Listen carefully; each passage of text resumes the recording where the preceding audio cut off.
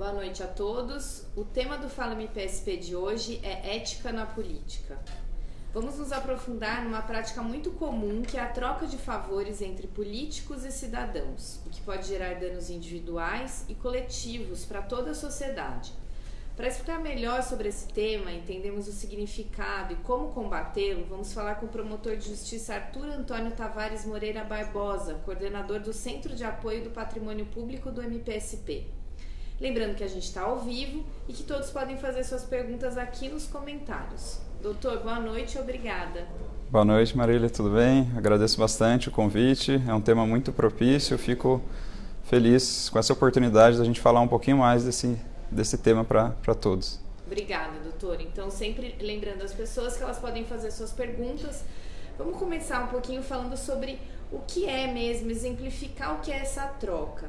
Existem muitos políticos que se elegem fazendo um tipo de favorecimento pessoal e não coletivo, que nós chamamos de clientelismo. O senhor pode exemplificar como que isso ocorre, por que ele é prejudicial para toda a população? Com certeza, né? Essa é uma prática que infelizmente é muito difundida. A gente não está acostumado com esse nome, né, do clientelismo, mas ele representa bem essa prática que é muito comum, infelizmente, ainda no Brasil. Nós temos, basicamente, né, em cidades menores, fica mais fácil da gente enxergar. Eu cresci numa cidade de 20 e poucos mil habitantes, então era muito comum, qualquer coisa que um cidadão, um familiar, um amigo está precisando, ele recorre diretamente a um vereador ou algum amigo do prefeito para conseguir aquele direito dele. Seja ele qual for, ainda que ele precise de um medicamento, às vezes até antes de ir num posto de saúde pedir, ele vai na casa do vereador, ou ele quer uma vaga na creche, que é a melhor creche da cidade, vamos falar assim, e aí está sem vagas, também ele prefere conseguir, né, o cidadão prefere conseguir essa vaga, uma vaga no hospital, uma internação, ou mesmo até um cargo público, ao invés de estudar e prestar um concurso, prefere também, né, pedir isso para um político, e é uma via de mão dupla, porque o político se beneficia muito disso, né? Eles não deixam que isso acabe, na verdade. Eles propagam isso e criam uma verdadeira clientela mesmo. Ele sabe que ajudando aquela pessoa, ele vai conseguir que não só ele, mas toda aquela família dele fique sempre agradecido. Muitas vezes até por uma coisa que ele já deveria fazer e que já é o trabalho dele, só que ele faz isso como se fosse um favor. E aí nessa troca de favores ele sabe que ele vai conseguir um eleitor fiel e ao mesmo tempo o eleitor fica satisfeito com aquela prestação de serviço ali individual, que ele só conseguiu em razão daquela amizade, em razão daquela proximidade, algo que não deveria ser assim. Sim, inclusive ele deixa de explicar para a pessoa qual é o papel dele como político, não é? Porque se ele é vereador, não necessariamente ele pode fazer algo, cobrar algo do governo federal, por exemplo, né? Ele está muito mais dentro da lógica do governo municipal. Então, até essa explicação para o cidadão é difícil de acontecer também. Não, com certeza, né? Infelizmente, isso acontece muito e, às vezes, até o próprio cidadão, ele tem o direito, ele já está implementado no município, só que às vezes o vereador ele faz parecer que foi ele que conseguiu. Às vezes podemos pensar, né, o direito de receber uma cesta básica para alguém carente. Já existe um programa de assistência municipal naquela cidade, a pessoa já tem os pré-requisitos para receber, ela vai receber se ela chegasse no local certo, adequado e preenchesse o formulário, enfim, ela já teria todos aqueles pré-requisitos. Só que ao invés do político, né, do vereador, ou até do futuro candidato a vereador ou do prefeito, ele explicar isso para a pessoa, falar, não, você precisa preencher aquele formulário, vai até tal secretaria e faz o pedido e aguarde, né? Eles falam, não, pode deixar que eu vou resolver isso para você, me passa aqui seus dados, e aí vai lá e ele consegue, na verdade, ele dá isso como se fosse um favor, sendo que na verdade já é uma política pública instituída. Então, só que isso faz a pessoa ficar agradecida, a pessoa não sabe como é. E eu mesmo presenciei isso na minha vida prática de uma forma semelhante a isso que a gente está falando. Eu recebia muitos vereadores que levavam, né, quando eu trabalhei numa cidade pequena, eles levavam a população para o atendimento na promotoria, que é uma coisa relativamente simples, né? A gente fazia atendimento todos os dias de qualquer pessoa que parecesse. Muitas vezes a pessoa chegava acompanhada lá do vereador e ele falava, estou te trazendo aqui né, na presença do promotor da cidade. Como se ela só conseguisse por meio dele. Então, e eu sempre fazia até questão de falar, eu agradecia, né, a pessoa que veio, só que eu falava, atendimento ao público aqui é diário, todo dia pode aparecer aqui, que eu vou te atender, acompanhado ou desacompanhado, pode ser outro familiar, avisa seus parentes. Eu falava, o atendimento é para todos, né, não precisa vir acompanhado de ninguém. Eu tentava deixar essa mensagem aí, de uma forma, né, para que as pessoas soubessem, né, que não existe favoritismo, né? A gente jamais ia atender ou deixar de atender, dependendo da pessoa que levasse lá. Enfim, a gente tem que ter a mesma regra para todos, né? Exato. E doutor, podemos chamar aqui o clientelismo, então fazer do cidadão um cliente e não realmente uma pessoa sujeita de direitos, o clientelismo ela é uma prática ilegal? Com certeza. Ela é não só ilegal, como ela é imoral também, né? E nós temos na lei de improbidade administrativa, ela prevê 3 tipos de improbidade, né? A gente está acostumado a pensar, né, numa improbidade administrativa como aquele agente público que recebeu algum dinheiro ou causou algum desvio de dinheiro ao erário público. Mas também a gente tem que lembrar que existe um tipo expresso daquele que desrespeita os princípios constitucionais e legais. E essa prática, né, do clientelismo, na hora que você passa a garantir um direito só para determinada pessoa e você age de uma forma totalmente pessoal, né, parcial, você deixa de observar o princípio, né, tanto da moralidade, da honestidade, da impessoalidade, né, da imparcialidade. Então, um político que está fazendo isso está cometendo, sim, um ato de improbidade administrativa. E no caso da pessoa, do cidadão, que inclusive tem muitas dificuldades, isso é muito comum, você ter dificuldade de acessar alguns direitos e de acessar alguns serviços, e a pessoa vê naquela proximidade com o político a possibilidade dela conseguir acessar algo que está difícil, né? Que é difícil. Então, qual que é o problema desse político ajudar o cidadão? E qual que é o problema para o cidadão dele ser ajudado? Então, isso na ótica do cidadão é um pouco mais difícil de enxergar, né? Ainda mais quando a gente pensa em pessoas humildes que estão ali, né, precisando de um determinado, elas estão numa situação fragilizadas e muitas vezes elas ficaram sabendo que determinado vizinho ou conhecido acabou conseguindo aquilo que ele também pleiteia por meio daquele vereador ou por meio daquele secretário, do prefeito, enfim. E aí ele acaba ficando tendente a procurar esse mesmo caminho. Mas na realidade isso é uma via de mão dupla também, porque muitas vezes hoje ele pode estar conseguindo aquele determinada vaga numa creche ou determinada vaga num hospital em razão daquela proximidade com outro político. Só que ao mesmo tempo, no outro dia, pode ser que ela esteja sendo passada para trás, pode ser que ela seja uma pessoa que está estudando muito para um concurso público, por exemplo, e chega ali na hora, ela faz uma prova, vai muito bem, só que na verdade teve um outro candidato que também era amigo de algum outro político e conseguiu às vezes o gabarito antecipadamente, e aí a pessoa vai ser privada do seu direito, mesmo ela por mérito teria sido a primeira colocada, só que se a gente infelizmente não conseguir, né, descobrir essa fraude, vai acabar passando aquele candidato indicado que não era o mais preparado para aquela posição. Então, na verdade, o cidadão pode muitas vezes acabar sendo prejudicado também.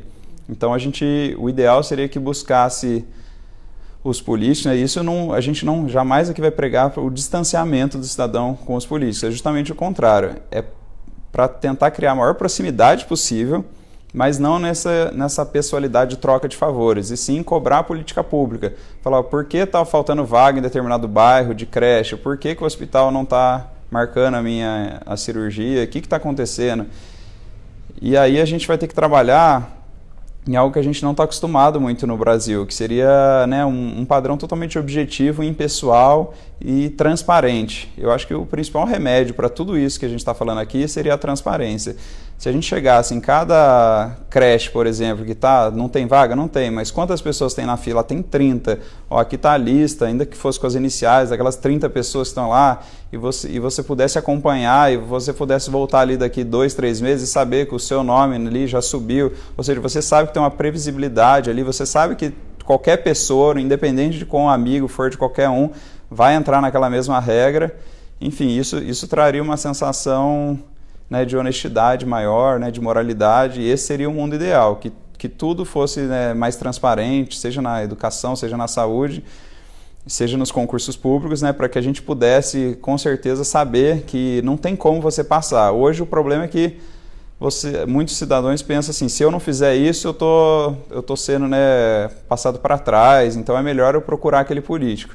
Mas, na verdade, a lógica teria que ser contrária, né? Os direitos são para todos, então o correto é a gente entrar numa fila, e se porventura é uma fila muito grande, isso aí seria uma ótima oportunidade para os cidadãos e dos vereadores também poderem cobrar uma política pública de melhoria daquele serviço. Se de repente, para fazer, por exemplo, uma cirurgia de catarata, se a cidade faz 5 cirurgias por dia, por exemplo, e tem 1.000 pessoas na fila, é lógico que você entrar hoje na fila vai demorar muito. Então, o ideal seria que a gente pudesse perceber que está precisando contratar mais, às vezes mais um médico, às vezes mais um enfermeiro, abrir mais um leito, colocar mais cirurgias por dia. E é só essa transparência no serviço que vai conseguir fazer com que a gente chegue no ideal, que é o fim do favoritismo pessoal, né? Exato. O senhor tocou num ponto que é extremamente importante. Na verdade, 2, a transparência e a consciência de que você precisa pensar coletivamente. Não adianta você realmente também conhecer que existe uma fila e querer desrespeitá-la de qualquer jeito, não é? Não, com certeza, né? Até hoje em dia, né, se a gente pegar a mudança até dos posicionamentos dos próprios promotores de 20, 10 anos para cá, que no começo, principalmente essa questão das vagas em creche, era muito natural que cada vez que você recebesse uma família, você já imediatamente fazia aquela ação individual só para resolver aquilo. E jamais você nem pensava na questão do coletivo. Hoje em dia, a maioria dos promotores já chega no município, se tem o problema da vaga, ele já tenta resolver isso de uma forma coletiva. Ele instaura um procedimento administrativo, né, um inquérito civil, para verificar quantas vagas tem na cidade, quantas estão faltando, se está faltando por falta de espaço, se é por falta de contratação de professores, enfim, sempre dá para você auxiliar, né, o gestor público naquela política pública de uma forma impessoal, sem favoritismo, né, jamais pensando em colocar alguém por ser amigo de alguém, né, não tem isso, tem que todos são iguais perante a lei, né, já diz a Constituição. Sim. Inclusive, nesse caso também de escolha de pessoas para os cargos públicos, existe também uma troca de favores aí que é muito comum e pode-se chamar isso também de clientelismo? Não, com certeza, né? Na questão dos cargos públicos, é uma grande luta que o Ministério Público tem feito para diminuir os cargos comissionados. E diminuir primeiro porque, na grande maioria das vezes, nos municípios, eles ofendem a Constituição. A Constituição é bem clara sobre a excepcionalidade desse tipo de provimento de um cargo, né? O cargo comissionado era para ser realmente aquele de direção, de chefia, de assessoramento, um cargo que realmente necessitasse de uma confiança mais que o normal, né? com o político que vai nomear essa pessoa. Ocorre que no Brasil, infelizmente, essa virou a regra, e para todos os cargos as pessoas colocam pessoas como cargo de confiança.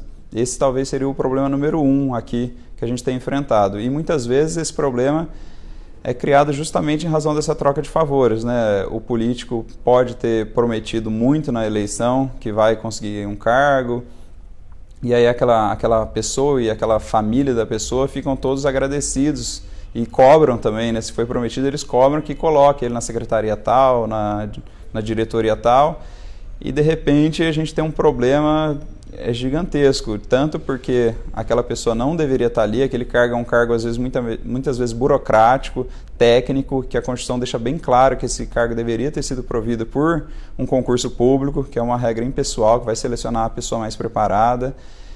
E da mesma forma, aquela pessoa que sabe que ela está ali por um favor, ela sabe também que ela não vai ser demitida, ela não vai ser tirada dali, porque ela está ali em razão de que a família dela deu 30 votos, apoiou aquela pessoa, então ela tem uma certa estabilidade ali, ela faz o serviço dela de qualquer forma, ela não vai ser a melhor ali, até porque muitas vezes ela nem tinha um requisito do cargo, às vezes ela está sendo diretora de obra, sendo que ela nunca trabalhou com obras, às vezes ela é de outra área, muitas vezes não tem nem estudo para estar ali, e aí ela acaba fazendo um serviço ruim e quem sofre de novo é a população, a sociedade, que vai ter um serviço público mal prestado, que não vai ser, né, infelizmente, não vai ser eficiente como deve ser todos os serviços públicos, como diz lá no Código de Defesa do Consumidor, inclusive. Sim. E essa mesma lógica se dá também nos casos de nepotismo? Então, o caso de nepotismo é semelhante, porque, né, o nepotismo, né, para quem não sabe o significado dele, ele seria a nomeação de parentes para os cargos públicos. Isso, infelizmente, era uma outra prática muito corriqueira no Brasil, até que o Supremo Tribunal Federal teve que criar uma súmula vinculante sobre o tema, para proibir o nepotismo na administração pública. E depois da criação dessa súmula vinculante, a gente teve um grande avanço, né? Hoje a gente sabe que as pessoas não podem nomear parentes, e essa é uma regra justamente para coibir esse tipo de favoritismos. Da mesma forma que havia troca de favores por amizade, muitas vezes havia as pessoas se elegiam e começavam a colocar a família inteira em determinado cargo, seja ali do prefeito, do vice, do secretário, enfim, colocavam pessoas que, voltando ao assunto ali, pessoas que não tinham competência para isso, não tinham habilidade, não tinham formação, não tinham nenhuma forma ali de característica específica para trabalhar naquela função. Então, né, mas hoje a gente sabe que existem ainda alguns casos de nepotismo, mas eles vão sendo combatidos porque a súmula vinculante é clara sobre a proibição de qualquer parentesco. Isso pode até ser, em alguns casos isoladamente, podem ser vistos como algo prejudicial, no sentido de, pode ser que tenha uma pessoa que seja muito boa, e aí ela seria até uma boa indicação, vamos falar, para aquele cargo. Só que, infelizmente, a gente faz uma presunção que todo mundo que isso não pode, para a exceção não virar a regra, né? Então, só para dar um exemplo aqui, no Ministério Público aqui, os promotores não têm cargos comissionados, né, para proverem. Mas se eu tivesse um cargo comissionado para eu colocar para trabalhar comigo, se meu assistente fosse um cargo comissionado, eu, por exemplo, não poderia colocar meu irmão. Apesar de eu achar que ele é uma pessoa muito boa, ele tem uma ótima formação aqui na faculdade, né, de São Francisco, tudo, mas eu não poderia, porque isso daria ensejo. Se pudesse colocar irmãos, parentes, primos, você acabaria voltando, a gente retrocederia algumas décadas aí do Brasil de que você coloca todo e qualquer tipo de parentesco. Então, por isso, há essa proibição absoluta de qualquer parente, justamente para não dar ensejo a problemas desse tipo, né, dessa troca de favores. E ninguém é insubstituível, né, doutor? Por mais especialista que uma pessoa seja, provavelmente é possível encontrar pessoas também especiais e muito profissionais. Né? Exatamente, né? A gente não pode contratar um parente e contrata outra pessoa tão boa quanto, né? Isso aí é uma regra que, assim, eu falei, pode até parecer injusta com outro caso, mas na verdade ela é ótima, assim, em nível de país, em nível de sociedade, isso é muito bom, assim, não acaba com essa indicação política de parentescos. E isso provavelmente o fato das pessoas conhecerem mais sobre isso e entenderem um pouquinho melhor do que é o nepotismo faz com que elas também ajudem na fiscalização desses cargos, não é? Então, o olhar da sociedade também faz com que esse problema diminua. Não, com certeza, né? A sociedade tem um papel fundamental aí, não só na fiscalização dos políticos, nessa questão do nepotismo, mas até no próprio trabalho, né, da promotoria. Essa semana mesmo eu falei com uma promotora do interior que ela recebeu uma denúncia de um cidadão mostrando que tinha parentescos de cargos de políticos importantes da sociedade que estavam sendo nomeados. E aí, assim, infelizmente, na condição de promotor, a gente não consegue ir atrás de todos os problemas da sociedade. Seria o ideal, né? A gente chegar no hospital e descobrir tudo que está de errado lá. O problema é que a gente tem tantos processos para fazer, tem tantas audiências, tem tantos júris, que geralmente a gente acaba tendo uma postura mais reativa. Não é o ideal, mas é o que acontece na maioria das cidades em razão do grande volume de serviço. Mas daí, isso assim, a gente tem tentado mudar, tem tentado começar investigações de uma forma mais ativa e procurando os problemas, mas o fato é que, como a regra é que a gente tem essa atuação, que a gente recebe uma denúncia, isso faz da população um papel muito importante, porque provavelmente essa promotora jamais saberia que estaria sendo nomeado um parente de alguém importante, porque ela não tem, muitas vezes não conhece a cidade, né? Nós temos que trocar de cidades muitas vezes, então não tem como a gente conhecer a fundo os parentescos. Agora, os cidadãos, né, todo mundo ali sabe, então é muito importante que as pessoas não só fiquem naquela conversa de bar ali, falando, olha que absurdo, nomearam o filho do prefeito, nomearam o vereador. Não, você tem que chegar e fazer uma denúncia formal para a promotoria, fazer uma denúncia às vezes para o Tribunal de Contas, né, ou fazer uma denúncia mesmo na própria prefeitura para ver, mas enfim, a promotoria sempre tem que estar ao lado do cidadão para dar andamento a essas posturas. O nepotismo é um caso clássico, se devidamente identificado, é um caso até fácil para o promotor, porque, né, nós temos os modelos aqui, é muito fácil, aí a súmula vinculante que eu mencionei é bem clara sobre a proibição, então uma vez ingressada a ação, com certeza o judiciário vai tirar aquele parente e ainda assim pode condenar a pessoa que fez isso, aquele político, né, como um agente ímprobo aí por ter nomeado alguém ferindo todos esses princípios que a gente já falou, da moralidade, da impessoalidade. Hoje todo mundo já sabe que não pode nomear um parente, então quem nomeia já está agindo dolosamente, né? Ele sabe que ele está fazendo uma coisa de errado, não foi sem querer, né? Sim, sim. E se tratando de denúncia, algo que a gente também fala bastante para as pessoas, pelas redes sociais, a importância de ter uma denúncia bem substanciada, com provas, enfim, relatos importantes que vão ajudar também nessa investigação no inquérito que o promotor vai cuidar. Né? Nossa, com certeza. Isso é um ponto crucial, assim, você tocou agora, né? A gente recebe, né, muitas denúncias, né, sejam elas em papel, que pode levar na promotoria, seja por meio da ouvidoria, né? Nós temos a ouvidoria@mpsp.mp.br, ela recebe as denúncias da sociedade, mas muitas vezes a pessoa que está escrevendo a denúncia imagina que todos sabem o que tem na cabeça dela. Então ela coloca assim, o filho do Zé foi nomeado pelo Mané. E aí ela acha que todo mundo sabe quem é filho do Zé, quem é Mané, e eles colocam às vezes jargões ali que às vezes a gente não sabe.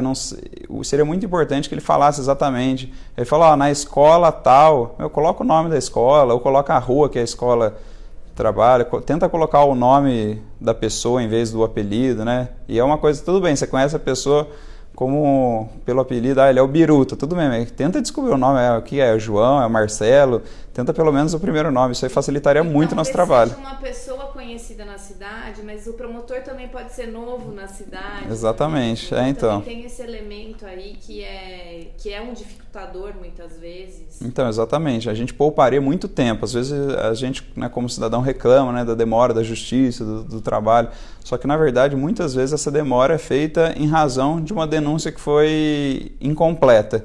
Se tivesse dado algum elemento a mais, explicado ali o nome completo da pessoa, ou o cargo que ela exerce, ou o local exato que ela trabalha, ou o que exatamente ela está fazendo de errado, se você tiver algum tipo de documento, isso ajuda muito já para o promotor começar as investigações. Inclusive, a gente não está acostumado a utilizar a lei de acesso à informação. Só que nós temos um prazo que a regra é de 15 dias. A média nacional tem sido, né, eu fiz uma pesquisa de quanto tempo estavam demorando e realmente o prazo tem sido respeitado. A média nacional é de 15 dias para os pedidos. Já são mais de 700 mil pedidos. Mas a gente ainda reluta em fazer esses pedidos e precisaria ter mais. Às vezes você quer fazer uma denúncia completa lá para o promotor de sociedade para acabar com a corrupção no nível. Você precisa saber, não custa, peça a informação na devida secretaria ali, talvez os nomes completos do secretário, dos diretores, e aí a hora que você tiver essa informação, você passa já para o promotor de uma forma completa, ele já vai poder fazer uma atuação muito mais vigorosa, às vezes ele precisa fazer uma busca e apreensão, às vezes ele precisa fazer uma medida mais enérgica, só que ele só vai conseguir isso se ele tiver recebido uma denúncia mais completa, isso vai facilitar muito o trabalho do promotor. Perfeito. Inclusive, doutor, tem aqui o Célio, ele é de São Roque, e ele fala sobre a omissão na fiscalização do transporte individual privado do prefeito que não está atuando sobre esta lei, provavelmente uma lei municipal, e foi sancionada e está em vigor. Como cobrar do prefeito?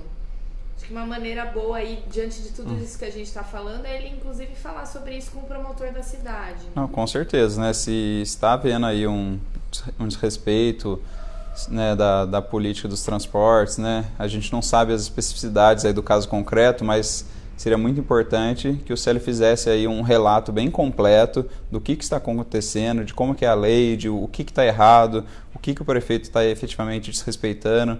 E aí ele passando isso para a promotoria local de uma forma o mais completa possível já ajudaria muito na análise para o promotor perceber ali se realmente tem um problema ou não. Pelo que ele está falando, aparentemente tem, e isso possibilitaria uma forma do promotor auxiliar ali o gestor para ver se está havendo má fé ou se não. Às vezes eles estão cometendo equívocos ali na política de transportes por uma má administração, e aí muitas vezes é uma reunião, é uma recomendação, você resolve um problema sem nem precisar entrar com uma ação judicial, né? Hoje a gente tem visto que essa atuação extrajudicial do promotor é muito importante. Muitas vezes, com poucas reuniões ou com algumas conversas com os prefeitos, a gente tem resolvido assim, questões muito importantes e a população já recebe essa melhora de uma forma muito mais rápida até do que quando a gente precisa entrar com uma ação. É lógico que sempre, se não resolver, a gente sempre tem a ação, né, como a última cartada, mas esse tipo de atuação que o promotor pode fazer, né, sem precisar de um processo, geralmente resolve o problema das políticas públicas em geral de uma forma muito mais eficiente. Doutor, tem alguma maneira fácil, prática, das pessoas conseguirem identificar o que é realmente política pública, o que é ajuda, né, no caso, o que é clientelismo, e até para elas não fazerem parte dessa prática e também para conseguirem cobrar e, eventualmente, denunciar para o Ministério Público se tem havido alguma coisa errada acontecendo? Então, essa diferenciação vai ser um pouco pessoal, a pessoa vai perceber isso se ela perceber que ela estaria precisando de um favor que fosse pessoal, uma coisa para ela e não para todo mundo. Se ela vai pedir uma vaga, por exemplo, para um filho na creche, ela vai ver que se ela chegou lá já na creche, sabe que tem uma lista lá de 50 pessoas na fila, se ela vai falar com o vereador e falar, não tem um jeito de colocar meu filho ali, você já percebe que você está fazendo alguma coisa que é errada, né? E se o vereador atendendo o pedido e for lá na direção da creche e fazer a burla daquela fila para enfiar uma criança que não deveria estar, ele sabe também que ele está fazendo errado. Então a gente percebe quando a gente está entrando nessa seara aí do clientelismo, que a gente está vendo, claro, um favorecimento pessoal.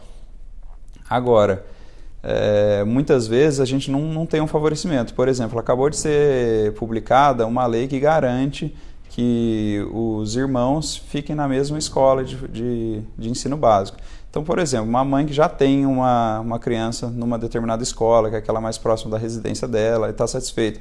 Aí o próximo filho vai ingressar, esse filho tem preferência e tem que passar na frente, mas ele não está passando na frente por um favoritismo, porque ela é amiga de alguém, amiga da direção, ela está passando na frente em razão de uma política pública nacional que foi feita de privilegiar o convívio dos irmãos e manutenção na mesma escola. Então, ou seja, isso daí a gente não estaria falando em clientelismo, a gente está falando de cumprimento de uma política pública nacional. Então, nos casos concretos, a pessoa percebe quando é um favorecimento ou quando é o cumprimento exato de uma lei que é para todos. Não é o filho da Maria, é o filho de todo mundo que tiver um irmão naquela escola, agora vai poder estudar junto na mesma escola. E até para ela conseguir tirar dúvida, no caso, ela pode também contar com o Ministério Público para conseguir entender se aquilo está dentro do direito dela ou se ela está avançando? Com certeza, né? Todas as promotorias do Estado não só podem, como devem, e são obrigadas a fazer o atendimento ao público. Isso é uma tarefa muito importante do trabalho de um promotor de justiça.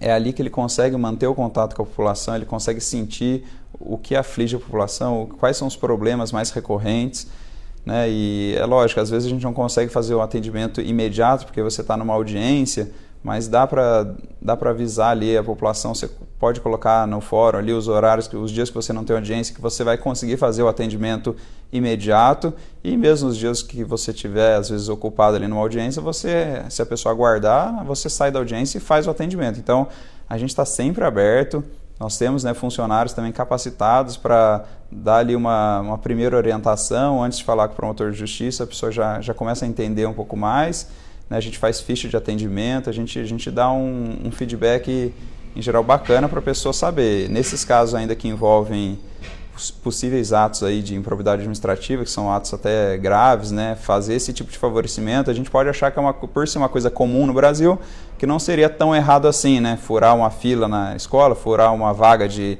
internação, uma vaga de cirurgia, só que na verdade isso é ato de improbidade administrativa, tanto quanto aquele político que desviou 100 mil reais. É lógico, vai ter uma diferenciação ali na pena, mas é punível da mesma forma. Então isso é uma coisa grave e aí o promotor de justiça vai atender a pessoa e se ele realmente fizer a investigação e ficar comprovado que o político age dessa forma, ele vai processar o político em razão desse ato. E o cidadão, ele pode ser punido também?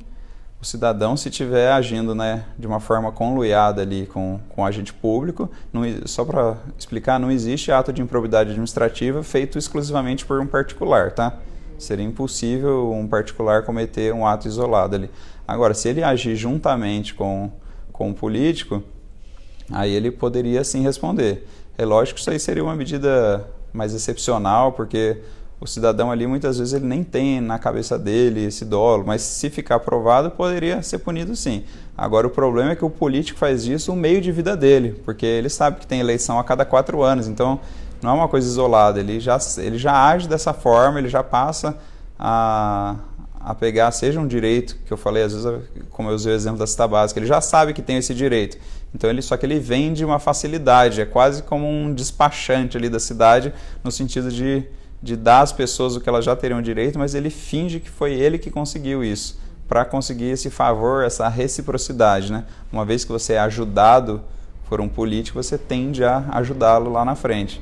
E é isso que a gente tinha que acabar com esse fim desse ciclo, né? A gente tem que mudar isso para um ciclo de votar naquele que vai se comprometer com a política pública para todo mundo, igualitária, né? Objetiva, né? De uma forma totalmente impessoal. Doutor, e para a gente se aprofundar um pouquinho no conceito, até para as pessoas também entenderem mais essa lógica, o clientelismo é corrupção? Ou existe uma diferença? Então, isso, né, na nossa falta de tempo aqui não dá para esmiuçar tanto assim, mas a gente pode falar que o clientelismo é uma forma, assim. A corrupção é um conceito bem amplo, a gente pode falar de atos de corrupção, tanto até na área criminal, como um ato de improbidade administrativa, então a corrupção é um pouco mais ampla. O clientelismo seria uma forma aí de desrespeito à lei, então seria uma das formas, vamos falar assim, de corrupção. Então a gente sabe que é algo errado e é algo que merece ser mudado, né? Mas até, eu acho que a gente tem que ficar preocupado aqui mais do que até com a punição das pessoas que estão fazendo, a gente tem que pensar num aspecto preventivo, né? Num aspecto de mudança de olhar. Assim. A gente tem que acabar com essa visão de que isso é normal, de que é assim mesmo que funciona e vamos continuar assim. Não é porque a gente cresceu sob essa realidade que a gente tem que continuar propagando isso. E, aliás, eu fico feliz de ver com a evolução humana, né? Se a gente perceber tudo que a gente foi criado para hoje, como graças a Deus a gente já mudou muito. Só para dar um exemplo, hoje eu recebi um vídeo da década de 80 perguntando se a pessoa era a favor da morte de um homossexual. E várias pessoas falando que era a favor, sim, porque eles tinham que morrer, que eles eram errados. Enfim, hoje a gente sabe que isso seria uma coisa impensável. Mesmo que alguém cogitasse isso, a pessoa ficaria até com vergonha de dizer, jamais diria numa entrevista, até porque a gente sabe que hoje os direitos são iguais, né? A gente tem, assim, hoje a gente tem homossexuais, né, casando, adotando filhos, a gente tem um direito totalmente igual. Então imagina, assim, esse clientelismo não é porque eu cresci lá numa cidade do interior vendo os políticos, né, favorecendo aqueles parentes, aquelas famílias ali que estavam precisando, pedir um favor, a gente tem que mudar, a gente tem que parar o cidadão, né, da parte do cidadão, ele tem que parar de pedir um favor. Ele pode tentar entender, falar, não, eu quero a lista aqui, isso ele pode pedir, a lista de todo mundo que está na minha frente, da vaga aqui do hospital, por que eu só vou fazer essa cirurgia daqui a 1 ano? Quero saber quem é. Aí você pode pedir, tanto pela lei do acesso à informação, como você pode também avisar na promotoria que tem algum problema ou que está faltando médico em determinada área, e aí a gente corrige a política pública, a gente não faz um favorecimento pessoal. Corrigir a política pública é uma coisa completamente normal e é pela transparência que eu acho que é o caminho da solução, porque se a gente Se a gente tiver uma lista por exemplo, aí nessa área da saúde, de cada tipo de cirurgia no hospital, a gente tiver uma lista das pessoas que estão ali aguardando, vai ficar fácil. Onde você vê que tem uma lista gigantesca, você sabe que é um problema a ser enfrentado. Até para o próprio diretor do hospital e para o gestor, do secretário da saúde, ele vai saber, ó, aqui eu preciso mexer, ou preciso colocar mais médicos, mais enfermeiros, ou mais contratar profissionais de fora, às vezes, ou pedir um auxílio da RS da regional, enfim, você precisa mexer em alguma coisa. E é na transparência que eu acho que é o caminho para a gente acabar com o favoritismo pessoal e beneficiar todos, né, de uma forma igualitária. Então fica a dica para as pessoas, exigir transparência. Com certeza, eu acho que é a chave para isso, né? E aí a gente tem um ótimo instrumento, que é a Lei de Acesso à Informação, que já é muito utilizado, mas pode ser utilizado muito mais, né? Sim. Inclusive os casos de, porventura, a pessoa fala, eu já pedi uma vez e o município não me deu a informação.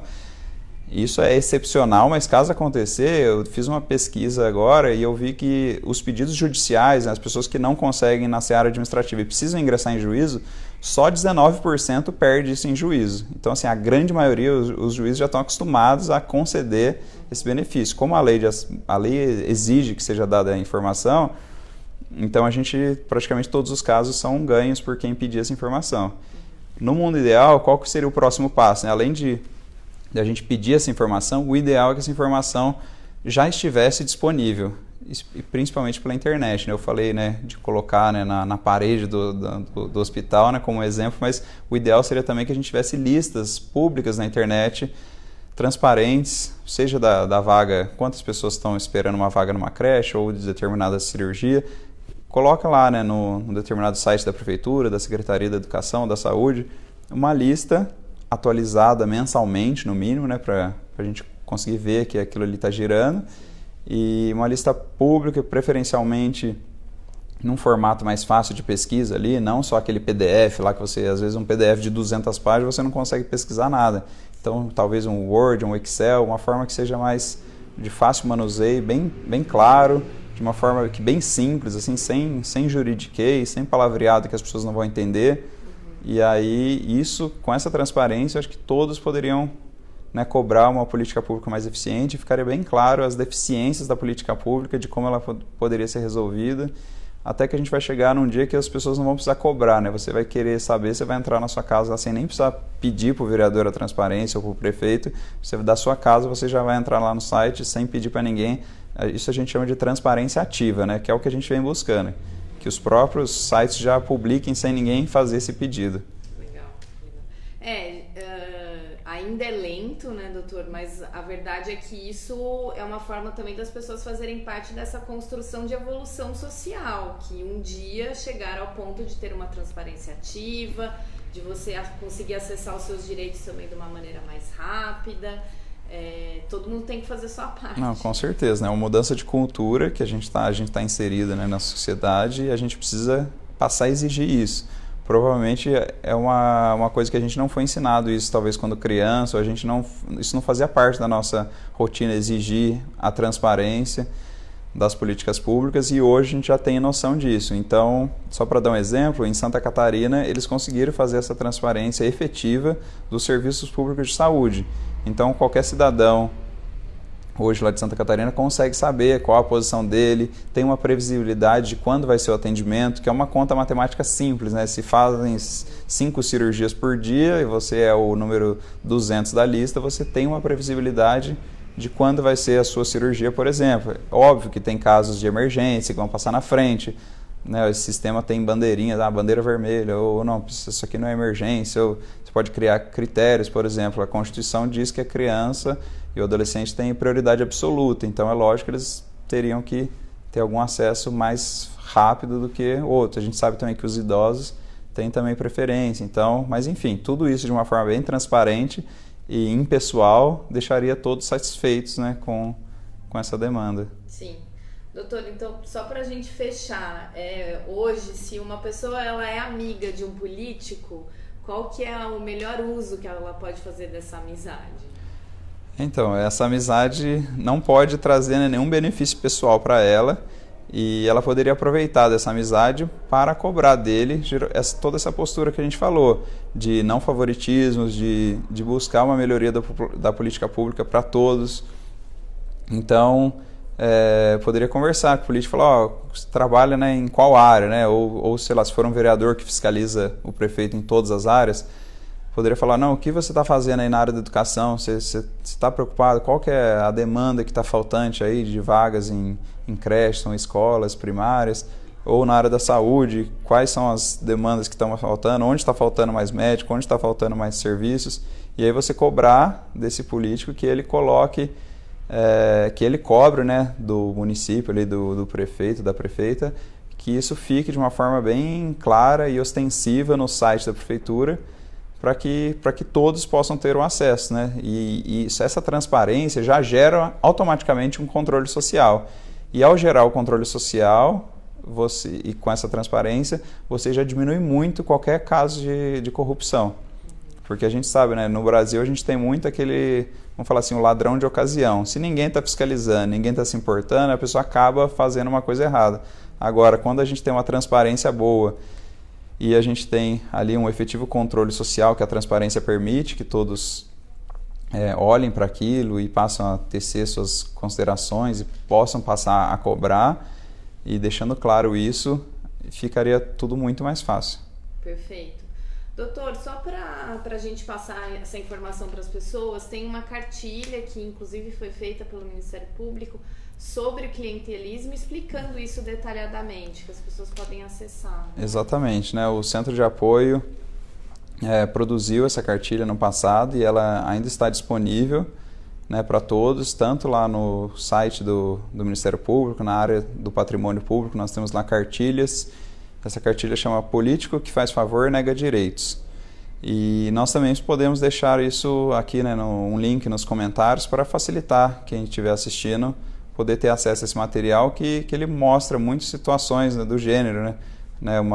Começa já com uma história muito bacana de uma menina que tinha a mãe precisando de um serviço de saúde e era urgente, mas acabaram colocando uma outra pessoa em razão de amizade com o vereador, e aí, né, a mãe da menina acaba falecendo, e mostra, enfim, toda a problemática desses favoritismos, né? Em vez de deixar ali, no caso, o médico escolher qual que era o mais urgente, não, se o vereador faz essa imposição e essa é a cultura ali da cidade, acaba isso prevalecendo e isso seria muito prejudicial. Então é um linguajar bem fácil, bem claro, né, que meus antecessores aí que produziram foram muito felizes nessa publicação, e ela é de acesso a todos, quanto mais circular, melhor. Sim, perfeito. Doutor, muito obrigada pela presença. Eu que agradeço. E obrigada às pessoas que participaram, que enviaram comentários e perguntas. O vídeo continua disponível no Facebook do MP, então podem compartilhar, inclusive fazer novas questões que a gente responde posteriormente também. Obrigada. Tá bom, agradeço bastante. Até mais. Boa noite.